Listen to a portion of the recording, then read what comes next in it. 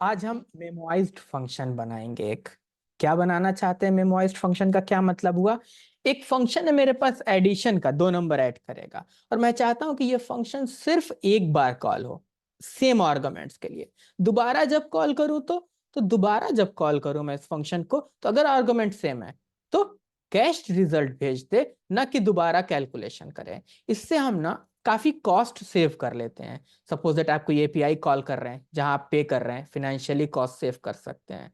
आपके ये कैलकुलेशन सारी टाइम ले रही है, 0.5 सेकेंड, 1 सेकेंड, 2 सेकेंड, आप वो टाइम सेव कर सकते हैं। तो काफी अच्छी चीज है ये। तो देखते हैं कैसे बनाएंगे। तो स्टेप बाय स्टेप चलेंगे। पहले मैं एक एडिशन का फंक्शन बनाऊंगा, उसको कॉल करूंगा, और फिर एक फंक्शन बनाऊंगा और उस फंक्शन के थ्रू इसको मेमोइज्ड करूंगा। तो पिछली अगर आप सीरीज में देखते आ रहे हैं तो हमने फंक्शंस पे रिस्ट्रिक्शन और ट्रांसफॉर्मेशन के प्रोग्राम्स बनाए हैं पिछले। आगे बढ़ते हैं और उसी तरीके से इसको भी इम्प्लीमेंट करते हैं। तो सबसे पहले तो मैं सिंपल एक एडिशन का प्रोग्राम बनाने जा रहा हूं जिसमें मैं num1 और num2 पास करूंगा, और एक्सपेक्टेशन है कि ये मुझे रिटर्न कर दे।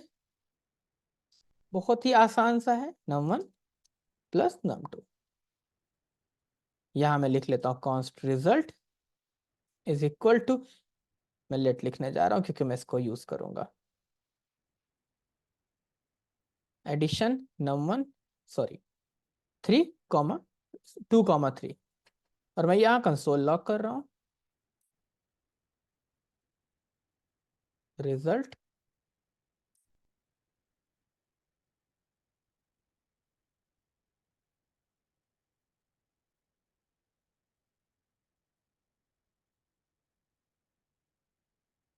Five, perfect. अब मैं इसको चाहे जितनी बार कॉल कर लूं, दोबारा डिक्लेरेशन हटा देता हूं मैं। रिजल्ट 5, दोनों बार रिजल्ट सेम आ रहा है क्योंकि आर्गुमेंट सेम पास कर रहे हैं। और मैं एक चीज लगाऊंगा यहाँ पे, कॉल काउंटर, ताकि मुझे जब मेमोइज कर लूं तो मुझे पता हो कि हाँ ये मेमोइज्ड हो गया है और कॉलिंग रिड्यूस हो गई है।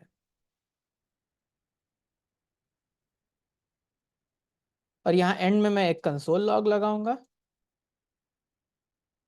टोटल नंबर ऑफ कॉल, और यहाँ पे मैं कॉल काउंटर प्रिंट कर दूंगा। तो अब मैं देख सकता हूँ कि टोटल नंबर ऑफ कॉल 2 है। अब मान लेता हूँ कि एक में अगर किसी ऑपरेशन में मुझे 2 सेकंड लग रहे थे, तो 3 बार ऑपरेशन करने में मुझे 6 सेकंड लगेंगे, और टोटल नंबर ऑफ कॉल मुझे 3 दिख रही है। तो अब मैं मेमो एक फंक्शन बनाना चाहता हूं जिससे कि मैं अपने ऐसे किसी फंक्शन को मेमोइज्ड करूं, ठीक, और रिस्ट्रिक्शन लगा सकूं कि यस, एक बार कॉल करना है सेम आर्गुमेंट के लिए, आर्गुमेंट चेंज है, दोबारा कॉल करो, रिजल्ट कैश करो और कैश रिजल्ट दो। आसानी से करेंगे एकदम सिंपल वे में, ताकि कॉन्सेप्ट समझ में आए। करने के बहुत से तरीके हैं। तो मैं एक फंक्शन बनाऊंगा, ट्रांसफॉर्म टू मेमोइज्ड, और इसमें फंक्शन पास कर सकते हैं, ठीक। कुछ स्टेप में करूंगा, कुछ स्टेप में करूंगा थोड़ा सा स्लो, लेकिन एकदम क्लियर समझ में आएगा। तो अभी मैं सिर्फ ये फंक्शन जो पास हो रहा है इसको रिटर्न करूंगा। स्टेप बाय स्टेप करेंगे और हर बार की तरह बिल्कुल क्लियर समझ में आ जाएगा एंड में कि क्या हुआ और कहाँ चेंज किया, ठीक। तो यानी कि मैं अब से इस फंक्शन को डायरेक्ट नहीं कॉल करूंगा पहले तो यानी मैं यहाँ पे एक लिखूं कॉन्स्ट मेमोइज्ड फंक्शन। अभी मेमोइज्ड नहीं हुआ है, अभी सिर्फ फंक्शन रिटर्न कर रहा हूं, और मैं इसको कॉल करूंगा इस फंक्शन को, इसमें अपना फंक्शन पास करूंगा। स्टेप बाय स्टेप चलेंगे। क्लोजर भी दिखेगा, प्रॉपर्टीज कैसे रख रहा है वहां पे ये भी दिखेगा, और कैसे रिस्ट्रिक्शन लगा रहा है ये भी दिखेगा। और अब से मैं ये मेमोइज्ड फंक्शन यानी जो यहां से रिटर्न होगा इसको कॉल करूंगा। पहला चेंज, हर चेंज के बाद जरूर एग्जीक्यूट करके देखें, ताकि कहीं पर चलना बंद हुआ है तो, कभी भी बड़ा प्रोग्राम कर रहे हैं, एपीआईज लिख रहे हैं, हर थोड़ी दूर पे चेक जरूर करें थोड़ा टाइम के बाद कि हाँ ये जो मैं कर रहा था ये स्टिल फंक्शनल है, सब कुछ सही चल रहा है, ठीक। नेक्स्ट स्टेप पे, अब मैं चाहता हूं कि ये फंक्शन बाहर ना रहे, ये किसी और फंक्शन के अंदर जाए ताकि मैं रिस्ट्रिक्शंस लगा सकूं। तो मैं अब यहां से एक फंक्शन रिटर्न करूंगा, दूसरा फंक्शन, इस फंक्शन के अंदर से मैं इसको रिटर्न करूंगा।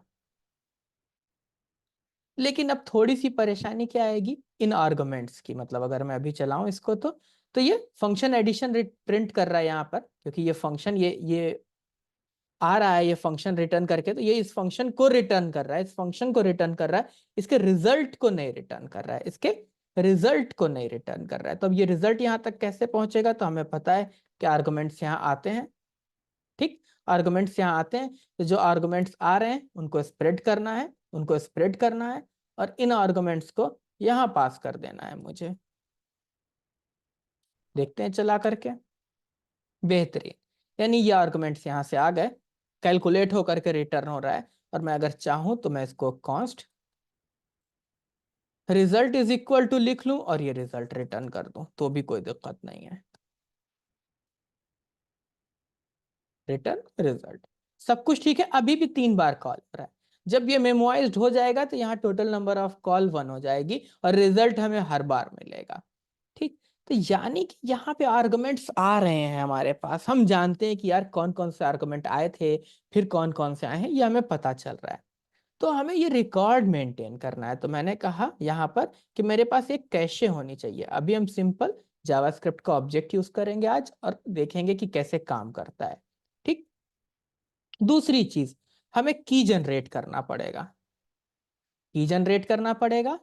मेक श्योर इफ की इज इन कैशे, अगर कैशे में की है देन रिटर्न फ्रॉम कैशे, अगर की कैशे में है तो वैल्यू कैशे से रिटर्न कर देंगे, then return value from cache. क्योंकि अगर 2 और 3 हर बार हम पास कर रहे हैं तो हमको रिजल्ट पता है कि हर बार इस फंक्शन का रिजल्ट 5 आएगा, ऐसे ही कंडीशन में ये लगेगा भी, ठीक। तो की कैसे जनरेट करेंगे, तो आर्गुमेंट्स मेरे पास आ रहा है, मैं एक सिंपल एक यहाँ पर वो डिक्लेयर कर लेता हूँ, लेट की, कुछ भी लगा देता हूँ, अंडरस्कोर लगा देता हूँ एक, ठीक, ताकि नंबर्स हैं स्ट्रिंग में कन्वर्ट हो जाएंगे। और कुछ भी ऐसा नहीं कि ये बस एक आखिरी तरीका है या यही सबसे दुनिया का अच्छा तरीका है, ऐसा कुछ नहीं है। सिंपल तरीके से इसको समझ रहे हैं, क्लियरली समझ में आ जाएगा, आप इसको बहुत अच्छे से बना सकते हैं। तो लेट वैल्यू फ्रॉम आर्क्स,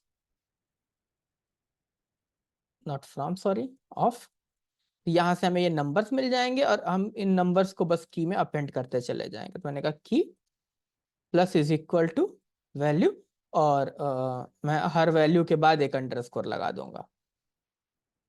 कोई रूल नहीं है, जैसे आप चाहें वैसे बना लें, ठीक।